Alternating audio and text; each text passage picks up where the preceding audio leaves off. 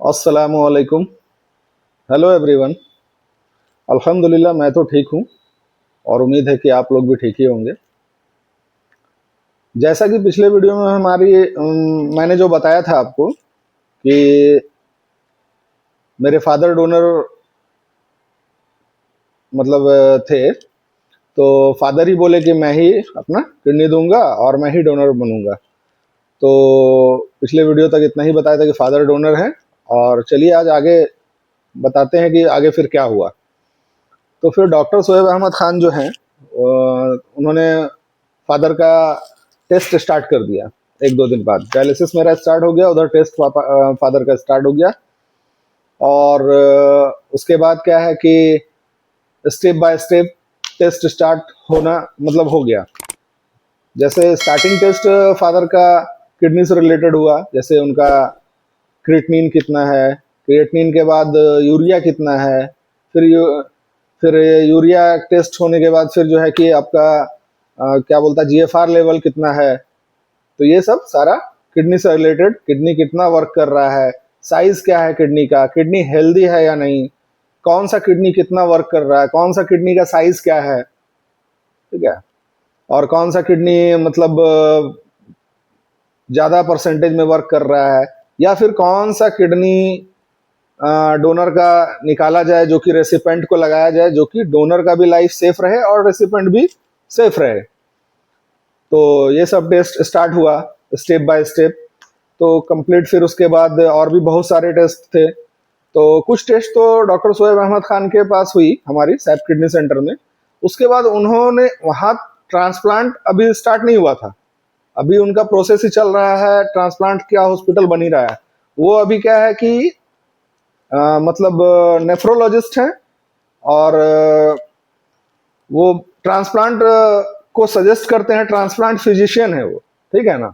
Transplant का पूरा knowledge देते हैं वो, किडनी का पूरा एक्सपीरियंस है उनको, पूरा डिग्री है उनके पास, जैसा कि सारा पिछले वीडियो में हम लोग बात कर चुके हैं। तो सारा चीज, लेकिन बस उनका एक ट्रांसप्लांट अभी का एक अलग जो प्रोसेस होता है ट्रांसप्लांट का, वो अभी उनका कंप्लीट नहीं हुआ है। रीजन है कि वो पहले जहां रहते थे, मैं अभी बताना चाह रहा हूं आपको, तो वो मुझे रिकमेंड कर दिए कि अब आपको, मेरे पास सारा प्रोसेस हो गया है, जो जो टेस्ट था वो सब मैं ले लिया हूं जहां तक मेरे पास होना था, क्योंकि वो अपने पास से सारा चीज क्लियर होकर के जितना उनसे होता है उसके बाद वो रेफर करते हैं जहां की वो पहले वर्क करते थे। अभी उनका अपना हॉस्पिटल है सैप किडनी सेंटर, लेकिन पहले वो वर्क करते थे मेडिकवर हॉस्पिटल में, जो कि हैदराबाद का तो टॉप मोस्ट हॉस्पिटल है। उसके साथ साथ इंडिया के बहुत जगह उनका ब्रांच है मेडिकवर हॉस्पिटल का, और इंडिया के बाहर भी उसका ब्रांच है, क्योंकि मेडिकवर एक बहुत बड़ा हॉस्पिटल में से एक है। तो मामला ये है कि तो वो तो सारा चीज कर दिया टेस्ट वेस्ट। अब बोले वो कि अब आपका जो टेस्ट होगा और ट्रांसप्लांट का आगे का जो प्रोसेस होगा वो आपका मेडिकवर हॉस्पिटल में होगा, अब आपको वही करना है। तो हम लोगों को स्टार्टिंग में लगा कि सैप किडनी सेंटर में हमारा ट्रांसप्लांट होगा, शोएब अहमद खान ही करेंगे। लेकिन बाद में पता चला कि उनके पास अभी सारा किडनी का सारा चीज होता है, उनका डायलिसिस, सारा टेस्ट, एडमिट, सारा चीज होता है, सारा टेस्ट होता है, सारा इलाज होता है। लेकिन उनका जो है कि ट्रांसप्लांट का एक जो है कंप्लीट उनके पास अभी तैयारी चल रहा है, ठीक है। हॉस्पिटल ट्रांसप्लांट का एक अलग वो बना रहे हैं, जो कि जैसा उन्होंने कहा कि एक आध साल में, 1 ईयर में कंप्लीट हो जाएगा। तो उन्होंने मुझे रेफर कर दिया फादर का एक दो टेस्ट करके, जहां तक उनको लगा कि हाँ अब सही है, ठीक है। तो जैसे एक टेस्ट था उनका सिटी रेनल एंजो, जो कि अच्छा बड़ा टेस्ट था और थोड़ा कॉस्टली था, बट है कि वो थोड़ा इंपॉर्टेंट था। उसमें पता चलता है कि आपका किडनी का क्या साइज है, किडनी कितना वर्क कर रहा है, सारा चीज वो सब किडनी का प्रोसेस सारा पता चलता है। और उसके बाद जितना भी क्रिएटिनिन वगैरह, किडनी का साइज, ये जितना भी प्रोसेस किडनी का रिलेटेड था उनको लगा, यूरिन टेस्ट वगैरह हुआ, ब्लड टेस्ट हुआ, तो ये सबसे पता चल गया उनको कि फादर का टेस्ट में वो स्टार्टिंग फेज में ट्रांसप्लांट के लायक हैं ये, अब आगे की प्रोसेस मेडिकवर में होगी। फिर हम लोगों को वहां बताया गया सारा, तो फिर हम लोग मेडिकवर गए नेक्स्ट डे। तो मेडिकवर जाने के बाद फिर वहां का जो जो टेस्ट शोएब अहमद खान सर के पास नहीं हुआ, वो टेस्ट वहां हम लोगों को देना था। जैसे कि उसमें टीएमटी था, तो टीएमटी का फुल फॉर्म होता है ट्रेडमिल टेस्ट, जिसमें कि जो डोनर होते हैं उनको चलाया जाता है, दौड़ाया जाता है उनका। और भी बहुत सारा ऐसा टेस्ट हो। देखिए होता क्या है ना कि ऐसा नहीं है कि डोनर जो है कि एक टेस्ट में हो गया तो कंप्लीट हो गया, नहीं, आपको वो सारा टेस्ट देना होगा। और टेस्ट जैसे लीवर, हार्ट, किडनी, लंग्स, ये सब कंप्लीट आपका सही होना चाहिए।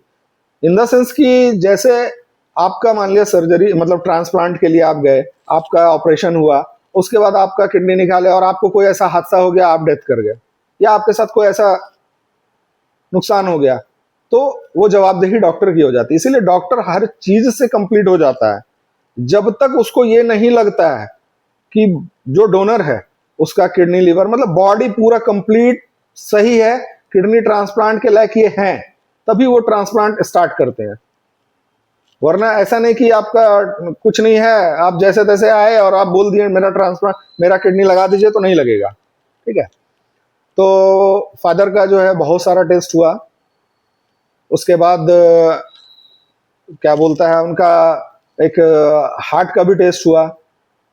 बहुत सारा ऐसा टेस्ट हुआ जिसमें कि थोड़ा रिस्की भी टेस्ट था, और हर टेस्ट में डर लगता था कि कहीं इनमें कुछ प्रॉब्लम आ जाए तो कहीं ज्यादा मतलब दिक्कत ना हो जाए ट्रांसप्लांट में। क्योंकि उनका कहना था कि स्टेप बाय स्टेप जो टेस्ट हो रहा है, अगर उस बीच में किसी भी ऑर्गन में या बॉडी के किसी भी पार्ट में डोनर के अगर कोई प्रॉब्लम दिखा डॉक्टर को, तो डॉक्टर ने साफ कह दिया कि वहीं पे हम लोग टेस्ट रोकेंगे और फिर आपको दूसरा डोनर तलाश करना होगा। और हम लोग ऐसा कभी नहीं करेंगे, डॉक्टर का कहना था मेडिकवर में, कि आपका टेस्ट में कुछ प्रॉब्लम भी आ रहा फिर भी हम आपको सर्जरी ऑपरेशन कर करके और आपका जो है किडनी ट्रांसप्लांट करके सर्जरी करके आपको ये कर दे। नहीं, ऐसा नहीं हो सकता है, क्योंकि मुझे दोनों का जान देखना है, डोनर का भी जान देखना है और रेसिपेंट का भी देखना है।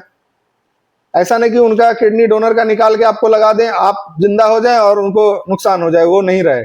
ऐसा नहीं, हमको दोनों को रखना है। इसीलिए जब तक वो एलिजिबल नहीं होंगे, उस लायक नहीं होंगे, हम उसका सर्जरी नहीं करेंगे। तो ये बात हो गई। तो खैर सारा टेस्ट में अल्लाह का शुक्र है कि मेरे फादर का सारा टेस्ट अच्छा रहा।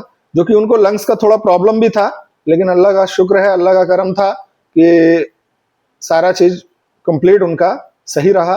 और थोड़ा बहुत कहीं प्रॉब्लम भी था, तो अल्लाह के करम से वो सब सही रहा। अब मामला आ गई कि जो फादर का टेस्ट हो रहा था, क्या डोनर का जो टेस्ट हो रहा था, उसमें क्या है कि मेरा भी टेस्ट स्टार्ट हो गया। रेसिपेंट का भी टेस्ट साथ में होता है। मेरा भी बहुत सारा टेस्ट हुआ, अल्ट्रासाउंड हुआ, फादर का भी अल्ट्रासाउंड हुआ, उसमें प्रोसेस होता है सारा। तो इसी प्रोसेस में मैंने आपको बताया कि 1 मंथ का टाइम लग जाता है। 1 मंथ जो टाइम लगता है ना, वो इसी प्रोसेस में लगता है। और कुछ टेस्ट मेरा जो शोएब सर के पास हुआ था, वो फिर रिटर्न दोबारा यहाँ भी करना पड़ा, क्योंकि उनका कहना था कि मैं और कंफर्म होना चाहता हूँ। फिर और भी टीम थे, सारे टीम ने डिस्कस किया, और उसके बाद जो है टेस्ट के बाद उसमें क्या है कि फिर जो खर्च होता है, मैंने बोला था कि खर्च भी मैं बताऊंगा। तो खर्च जो होता है डोनर और रेसिपेंट मिला करके, वो आपको अंदाजन अप्रॉक्स 1 से 1.5 लाख का खर्च आपको जाएगा प्राइवेट हॉस्पिटल में। क्योंकि टेस्ट ज्यादा होता है वहां पे, थोड़ा कॉस्टली होता है और थोड़ा अच्छा होता है, सिस्टम अच्छा होता है। कुछ टेस्ट मेडिकवर से बाहर भी जाके मुझे कराना पड़ा, जो कि वहां अवेलेबल नहीं था। तो बहुत ऐसा कुछ 1-2 टेस्ट ऐसा था कि बाहर से भी कराना पड़ा, और कुछ टेस्ट ऐसा था जो कॉस्टली भी था। एक टेस्ट 20,000 का भी था, 30,000 का भी था, कोई 10,000 का भी था, कोई 5,000 का भी था। तो अप्रोक्स रेसिपेंट और डोनर लगा के मतलब आपका जो है 1.5 लाख के आसपास खर्च होता है। उसके बाद क्या है कि और भी बहुत सारा प्रोसेस है। तो टेस्ट होने के बाद और भी प्रोसेस हुआ, जिसमें कि क्या बोलता है वहाँ मतलब हॉस्पिटल के सारे टीम का डिस्कस होता है, और फिर आप डोनर, रेसिपेंट और उनके फैमिली को बुलाया जाता है, और मतलब पुलिस वेरिफिकेशन, मतलब बहुत लंबा और भी प्रोसेस है उसमें। टेस्ट के अलावा भी बहुत सारा प्रोसेस है जो मैं चाहता हूं कि नेक्स्ट वीडियो में मैं डिस्कस करूंगा, क्योंकि पुलिस वेरिफिकेशन हो गया, फिर डोनर और रेसिपेंट से डिस्कशन हो गया डॉक्टर के साथ, और भी बहुत सारा चीज बताया जाता है, क्या कितना % आपका चांसेस है सक्सेस का, कितना % नहीं है, ऑपरेशन के दौरान क्या क्या हो सकता है, क्या क्या नहीं हो सकता है। मान लिया 5% रिस्क भी होता है, जान जाने का भी खतरा होता है।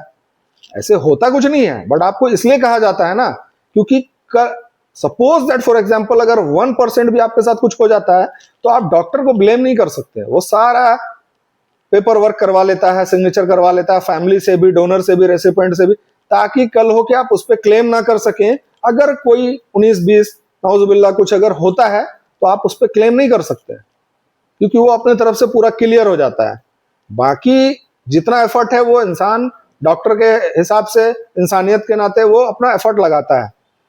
तो चलिए नेक्स्ट वीडियो में हम लोग इंशाल्लाह बात करेंगे कि टेस्ट के अलावा भी और कितना कितना ट्रांसप्लांट में कौन कौन सी बातों की जानकारी बहुत जरूरी होती है एक डोनर, एक रेसिपेंट के लिए, जो कि ट्रांसप्लांट के दौरान मुझे भी पता चला। तो इंशाल्लाह फिर आगे बात करते हैं, तब तक के लिए अल्लाह हाफिज।